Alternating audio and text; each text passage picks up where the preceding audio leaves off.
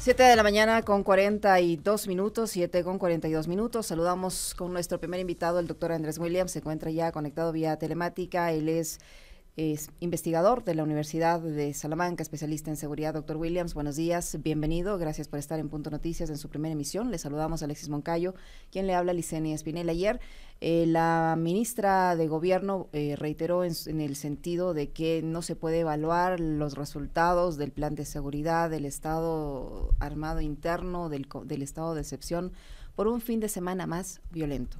La semana anterior dijo lo mismo, que no se puede decir que no hay trabajo porque era un fin de semana violento. Lo cierto es que tenemos fines de semana violentos, terriblemente violentos consecutivos. Además, la ministra dijo que esto es una respuesta de las organizaciones criminales a la efectiva labor en materia de seguridad que está ejecutando ahora mismo el gobierno nacional. ¿Qué opinión le merecen estas declaraciones? ¿Se puede hablar de buenos resultados con todo lo que hemos vivido durante estos últimos 2 fines de semana totalmente sangrientos? Buenos días, Licenia. Buenos días, querido Alexis. ¿Cómo están? Gracias por el espacio de reflexión. Así es. Yo diría que en esta valoración que se hace a nivel de lo que mencionó la ministra, es una valoración equivocada para darle el beneficio de la duda de lo que ella plantea, que por un fin de semana no se puede evaluar, pues evaluemos por el trimestre. Y si lo evaluamos por el trimestre, comparándolo el trimestre del 2024 con el trimestre del 2023, y seguramente que nos vamos a sorprender de la magnitud en la que ha crecido las muertes violentas, en este caso, que es uno de los medidores que se tiene. Solamente con tomar en cuenta con el feriado de la Semana Santa, estamos hablando de 137 muertos. Es decir, la curva de crecimiento de las muertes violentas no se puede explicar de la misma manera que la regularidad que podemos ver en las cifras económicas. Creo yo que el tema de las muertes violentas, de acuerdo a cómo las estamos viendo, implica una reconfiguración del crimen organizado, como se lo venía anticipando anteriormente, que tiene que ver con ubicarse en ciertas formas de la institucionalidad, es decir, subrepticiamente. Si hoy nos referimos a la pregunta en cuestión de la entrevista de hoy, ¿el Ecuador es más seguro? Mi respuesta es un no rotundo. Y en este caso, no se puede seguir sosteniendo mediáticamente a partir del posicionamiento, como bien lo dijo Alexis, de una narrativa militarista en donde vemos al presidente ataviado de una vestimenta militar. No podemos seguir tapando el sol con un dedo en ese sentido, y lo que hemos visto en las últimas semanas, en donde los magnicidios se han vuelto una cuestión que ya no nos sorprende. Asesinaron a la alcaldesa de San Vicente, una alcaldesa tan joven y que era una promesa política para su cantón, para la provincia, y pasó como un tema más, y a eso yo quisiera hacer énfasis, sobre todo porque hemos cambiado ya la concepción de cómo entendemos la violencia y el mensaje a partir de la pedagogía del terror. Hay en el terror una pedagogía, la pedagogía de la crueldad.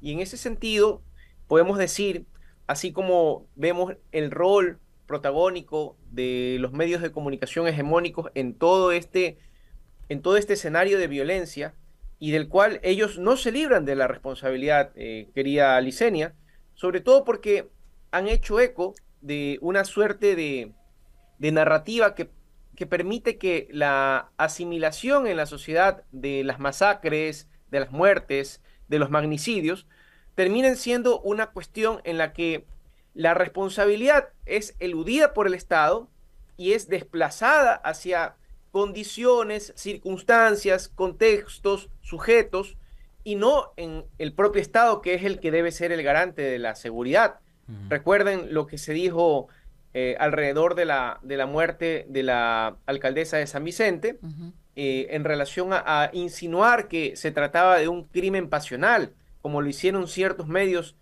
inicialmente.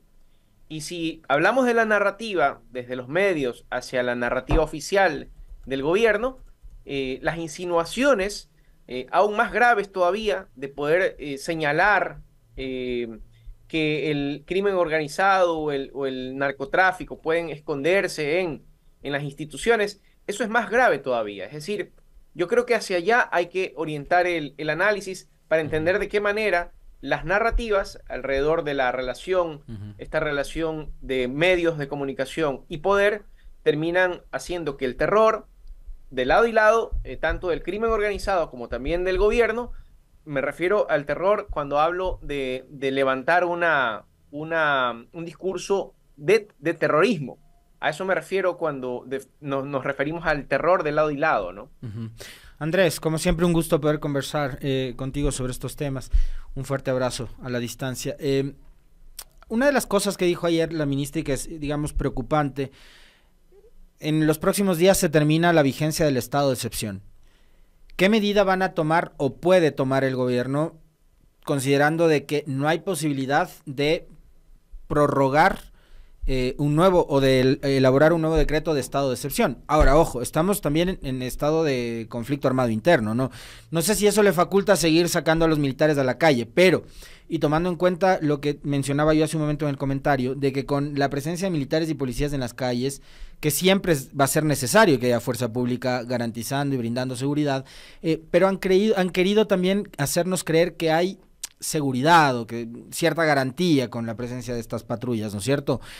La pregunta es si es que el mismo estado de excepción no ha sido del todo eficiente como para poder garantizar la seguridad. ¿Qué va a pasar después cuando ya no esté en vigencia el mismo? ¿O qué va a poder hacer el gobierno? El estado de excepción no ha sido una panacea, lo vemos claramente en los barrios, lo vemos claramente en las cárceles. Uh -huh. La cárcel inicialmente podemos decir que la presencia de los militares contuvo de alguna manera una estampida de conflictos internos dentro de las cárceles. Sin embargo, ya vemos que las cosas regresan a su normalidad y ni se diga en los barrios ni en las calles. Es decir, cuando anunciábamos que las muertes violentas se habían reducido, hablábamos que en un segundo grupo de delitos, como son la extorsión, el secuestro y los crímenes y los delitos relacionados con contra la propiedad privada, estos han ido en aumento. Y este aumento nos da cuenta de que el estado de excepción tampoco ha sido la panacea.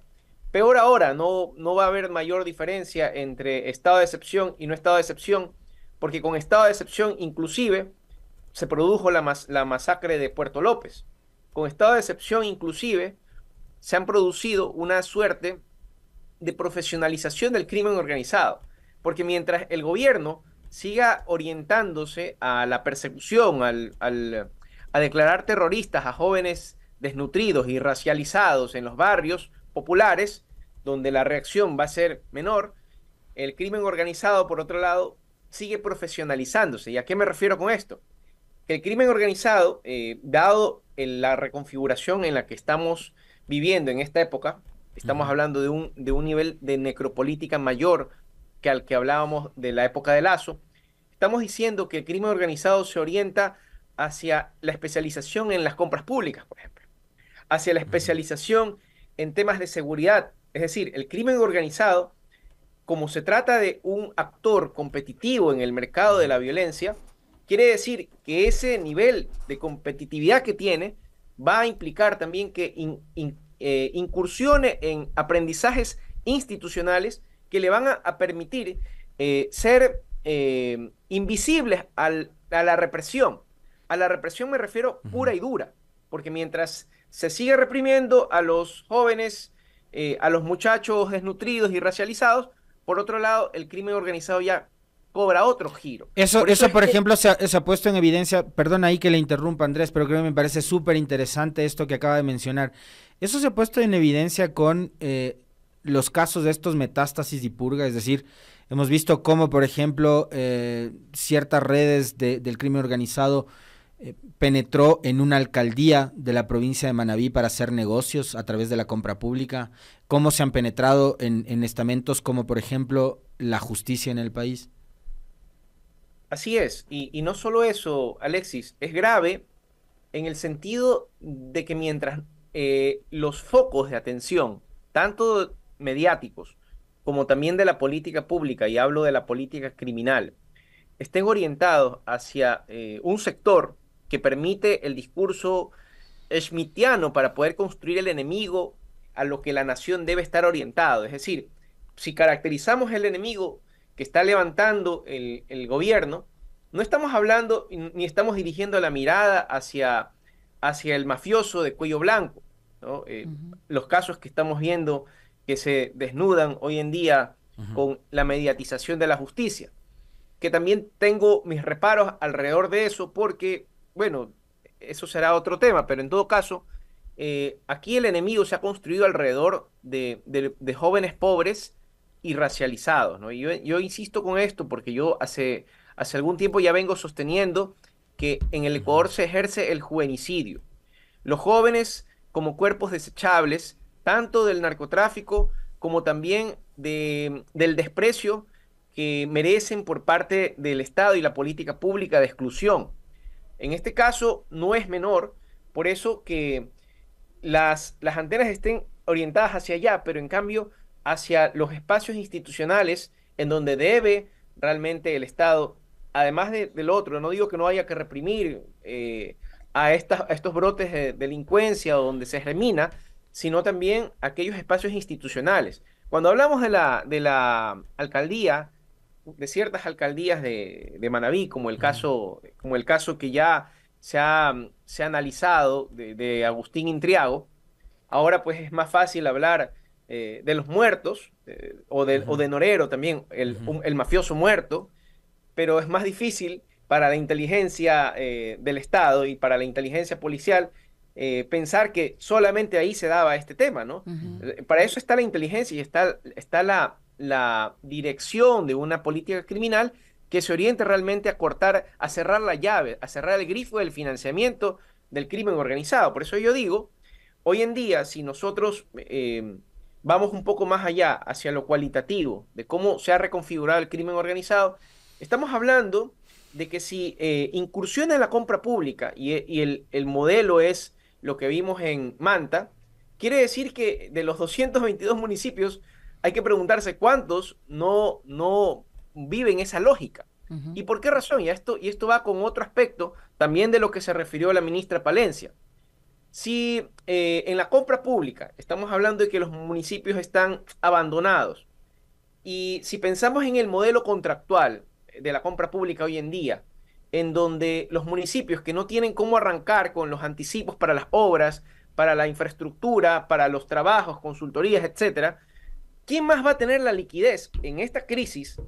El sector privado, alguien que llega a tener su empresita, su consultora, su empresa de construcción con el sudor de su frente, y le piden al momento de hacer los anticipos, le dice, mire, el municipio no tiene plata y el Banco del Estado tiene que financiar, así que vamos a empezar con un anticipo de cero. Usted pone la inversión y yo le pago cuando ya tenga.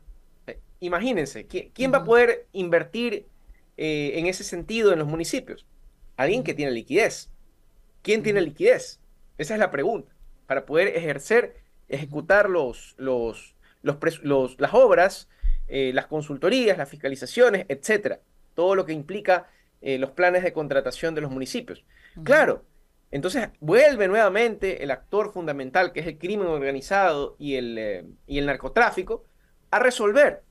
Es decir, ahora que estamos en la narcocultura y este verbo tan mágico, ¿no? Que lo vemos no solamente en las relaciones humanas, afectivas, ¿no? Porque la narcocultura lo impregna todo, no solamente las instituciones, sino también la forma en la que nosotros concebimos la cultura. Entonces decimos, el hombre que resuelve. El resolver se convierte en algo mágico hoy en día en la narcocultura. Y si lo trasladamos a nivel institucional, también el narco, el crimen organizado te resuelve, ¿sí? Y en ese sentido, el abandono al que han sometido a los gobiernos autónomos descentralizados por parte del gobierno central va a seguramente facilitar, y ahora con la irresponsabilidad que manifestaron en esta expresión de la ministra Palencia, cuando dijo que pretenden darle la competencia de seguridad a los municipios. Sí, imagínense, ¿no? Un municipio como Manta, que ya tenía una institucionalidad, una paralegalidad de del crimen organizado en la época en que se ha señalado, imagínense hecho cargo de la seguridad y los territorios. Es decir, ahí pueden pasar dos cosas, ¿no? Pueden pasar dos cosas.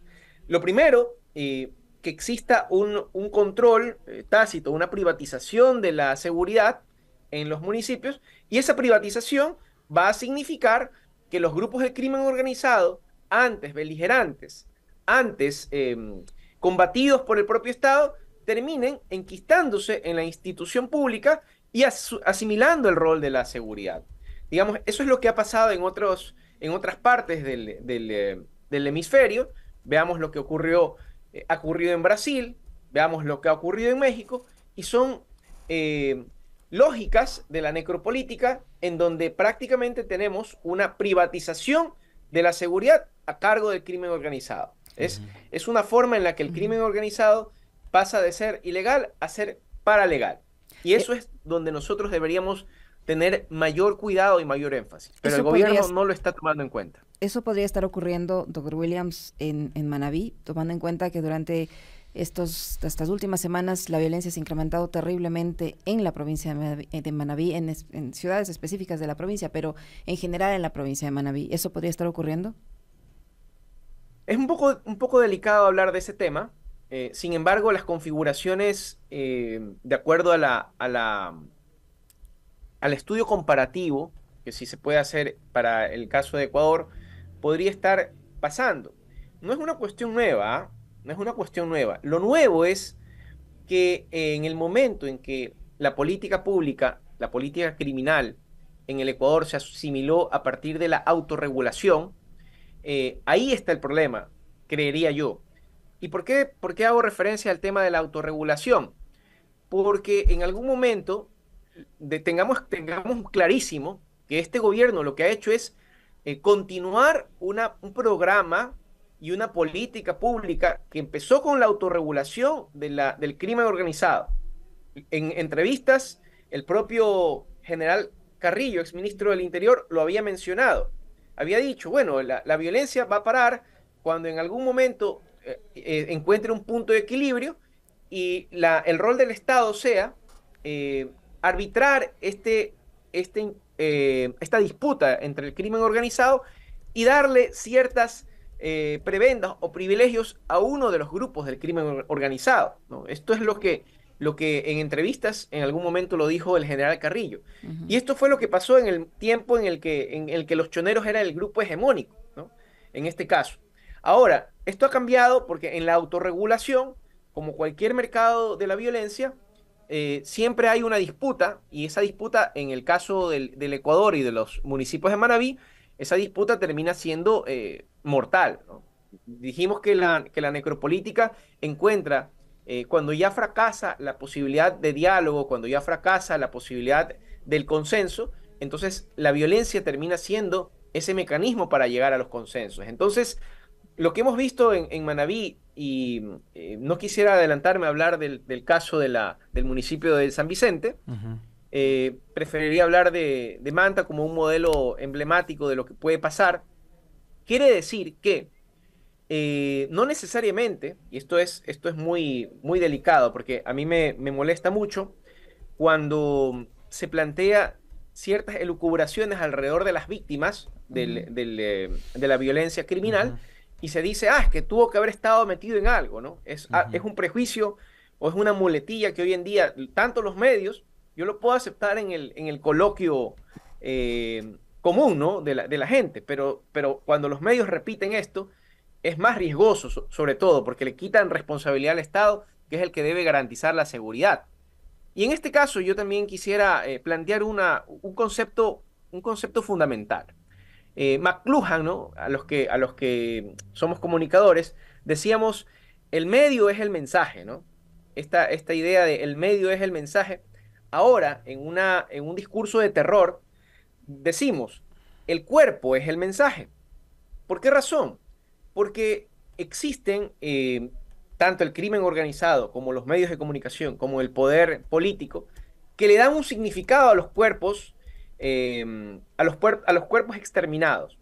Pensemos en el significado que tienen para el crimen organizado los cuerpos desechables de los jóvenes que en la disputa de territorio ellos cuelgan en puentes, como ocurrió en su momento en Durán. Colgaron cuerpos con mensajes, es decir, el cuerpo es el mensaje. Para el caso de la pedagogía de la crueldad que ejercen los grupos del crimen organizado, tiene una funcionalidad: atemorizar y condicionar a la gente a su poderío en cada uno de los territorios.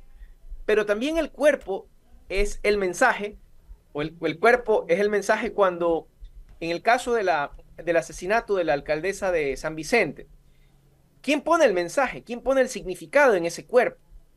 El poder político, el poder mediático.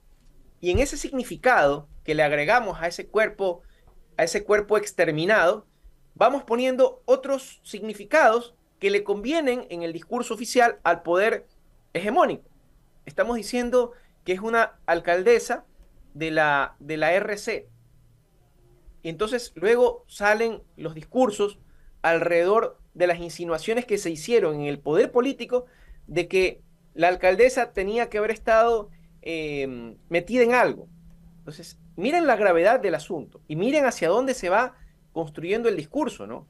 Es decir, se orienta a proscribir una fuerza política a la que la narrativa, tanto oficial como mediática, está endilgando y está queriendo que el cuerpo sea el mensaje. Entonces, es peligroso, sobre todo porque no quisiera yo decir que existe cierta anuencia del poder político para decir, bueno, en los casos en que existan estas muertes violentas, estos magnicidios violentos, un poco más y queremos justificarlos por esta insinuación de que hay alguna vinculación de estas autoridades con el crimen organizado. Es muy riesgoso. Y esto debería, para toda la sociedad en su conjunto, debería despertar un rechazo total y absoluto. No solamente por una cuestión humana, Alexis, sino porque además, en la construcción del enemigo que tiene el poder político, esta construcción del enemigo va incluyendo también a sus adversarios políticos. Y esto implica que nosotros entendamos que la necropolítica no viene simplemente direccionada desde Carondelet. Aquí hay, como lo hemos visto en estas develaciones que hemos tenido en la opinión pública últimamente, hemos visto que hay otros jefes. Y esos jefes tienen que ver, ahí sí, con la hipótesis que habíamos mencionado en su momento, de que el plan Fénix, primero que no es un plan, es una operación, y que el Fénix no es un Fénix, sino que es un cóndor. Y me refiero justamente a la capacidad deliberante, a la capacidad decisoria que tiene la Embajada de Estados Unidos y el embajador Fitzpatrick. Que ahora es columnista de medios nacionales, ¿no? Ayer publicó un artículo en Primicias diciendo cómo debemos los ecuatorianos manejar la justicia. Por ejemplo, ese es un claro ejemplo de cómo estamos emulando los planes que ya se han ejecutado en México. Plan Mérida. Es decir, por favor, esto debe conducirnos a una indignación y a una alerta nacional para que no se sigan manejando las cuestiones desde la embajada y podamos recuperar la soberanía. Esto también lo vemos en el discurso, Alexis, en el discurso oficial de la campaña a favor de la consulta popular del gobierno, ¿no? Veíamos en una fotografía en relación al respaldo de las Fuerzas Armadas, el logo de Estados Unidos. La bandera. La bandera de Estados Unidos en un uniforme militar, ¿no? Cuando se supone que es para respaldar, entre comillas, a las Fuerzas Armadas en el Ecuador, ¿no? Entonces, tengamos mucho cuidado con eso, porque pensar que, perdón, que estaba pasando un avión, pensar que las Fuerzas Armadas norteamericanas y la injerencia que ya vamos a tener y cada vez va a ser mayor pueda solucionar algo, estamos equivocados, y ahí hay que empezar a difundir, a enseñar a la población de las alertas de esta consulta, ¿no? Yo creo que es importante. Andrés, hace algunos días Inside Crime publicaba una serie de artículos y de datos, de estadísticas que siguen ubicando al Ecuador como uno de los principales puertos de salida de la droga que llega a puertos europeos. sigue siendo el narcotráfico probablemente uno de los principales motores de toda esta inseguridad y violencia. Y algo muy interesante que decía hace un momento Andrés Williams es, estamos actualmente hablando sobre los muertos, o sea, lo que pasó con Norero, que ahora resulta que el hombre financió hasta la campaña de la consulta popular del 2023, mágicamente, ¿no? Cuando él ya estaba muerto, él había sido asesinado en octubre del 2022, la consulta fue en febrero del 2023, pero resulta que él había financiado esa campaña. Hoy estamos viviendo además un escenario muy parecido porque nuevamente están usando este relato del rebrote de inseguridad para adaptarlo a las tesis del gobierno a favor de su consulta popular, que yo sigo creyendo que no solo que es innecesaria, sino que va a ser como una suerte de termómetro del presidente Noboa para medir una popularidad que se está desplomando. Pero el narcotráfico está ahí. Y el Plan Fénix, que no es más que una operación, como nos decía Andrés Williams, ¿qué tipo de resultados eficientes ha tenido ya en serio? O sea, más allá de las cifras estas que nos pretenden mostrar la policía y el Ministerio del Interior, de que han reducido 26% las muertes violentas, ¿qué resultados efectivos ha tenido el gobierno de Noboa en estos 4 meses, un poco más, para combatir al narcotráfico, que es en realidad el gran motor de esta economía de la violencia y de la inseguridad en el país, Andrés? Más allá de lo que pasó con Norero, que está muerto, ¿quién sigue operando los grandes cárteles del narcotráfico y la plata del narcotráfico en este país? Tomando en cuenta un hecho adicional, que no quisiera que deje de mencionarlo nuestro invitado. Al gobierno de Noboa se le fugó Fito de la cárcel a inicios de este año. Así es, Alexis. En este caso es importante que lo menciones. La fuga de Fito no ha sido ni fue una cuestión fortuita.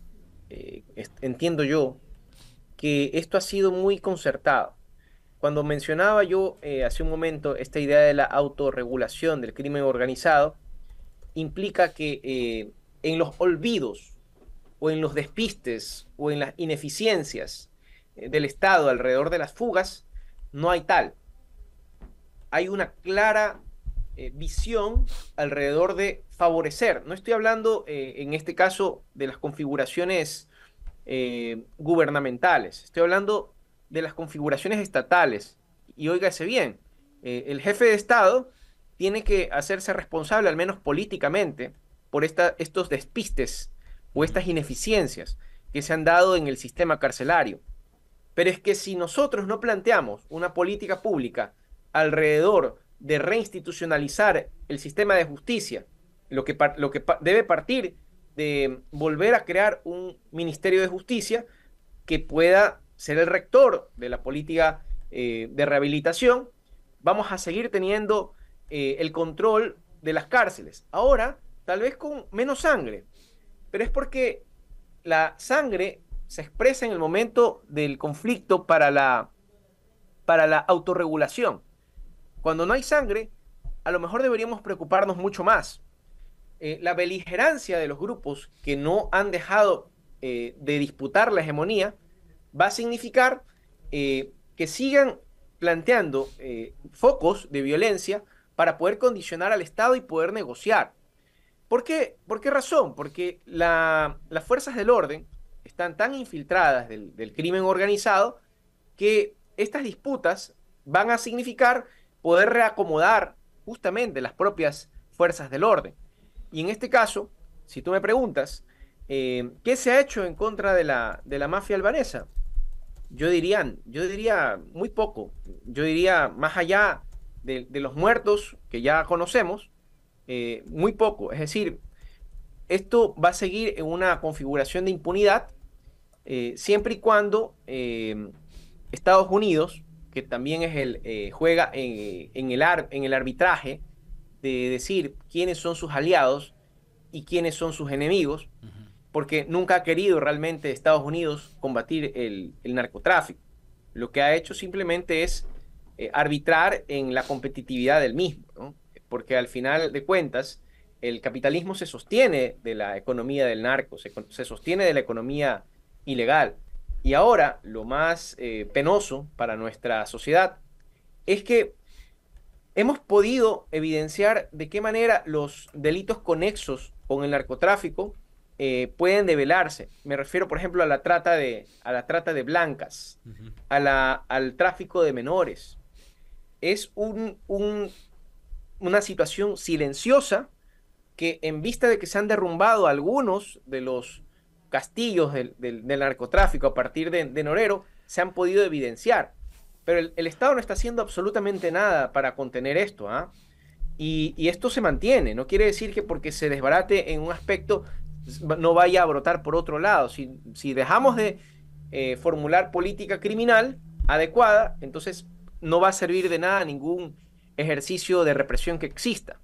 Y esto es lo más grave y que debería conminarnos a la academia, a los medios responsables, a poder levantar un gran debate alrededor de cuál va a ser la política criminal, que por lo visto sigue siendo la autorregulación. Yo no veo hasta ahora, en este plan Fénix que tanto cacarean con este anillado que el otro día había mostrado la ministra del Interior, no veo absolutamente un objetivo, no veo una meta, no veo métricas.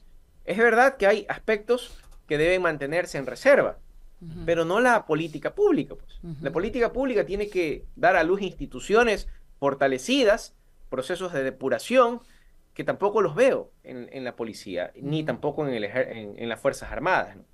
Esta es la realidad de nuestro país, y en ese sentido, yo no puedo decir que estamos más seguros. Todo lo contrario. Creo que cada vez el crimen organizado es más beligerante, cada vez el crimen organizado es más profesional, y cada vez el crimen organizado orienta sus negociaciones, mientras seguimos enfocados en reprimir muchachos pobres, hacia la paralegalización de sus propias operaciones, lo cual indica que, más allá de la disputa por territorios y las rutas que han generado, y como a lo que tú te referiste hace un momento, de las cifras de Inside Crime, que sostienen a Ecuador como un puerto de salida de la droga, ahora hay una distinción, ¿no? Alguien mencionaba como un éxito que ahora se incaute más. Sin embargo, el mayor número de incautaciones se da por el mayor nivel de tráfico que existe en el país. Más tráfico, más incautación. Y esto va a vérselo de una manera con lo que nos quieran engañar, pero no funciona de esa manera. No quiere decir que porque la policía hace su trabajo hay más incautación, no. Ahí lo que hay es filtraciones de los bandos contrarios, y hasta ahora no he visto un tema de inteligencia realmente.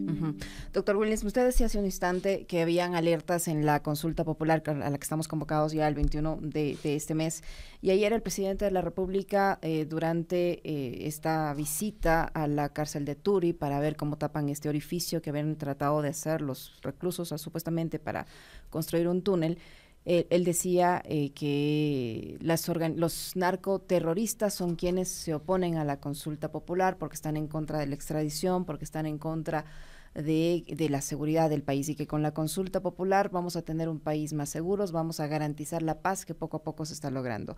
Una especie de similitud con el discurso que en su momento mantuvo el expresidente de la República, Guillermo Lasso, contra quienes se oponían también a su consulta popular. ¿Cuáles son esas alertas que usted encuentra en esta consulta? Bueno, la principal alerta alrededor de este discurso de que aquellos que se oponen a la consulta son los narcoterroristas es muy risible.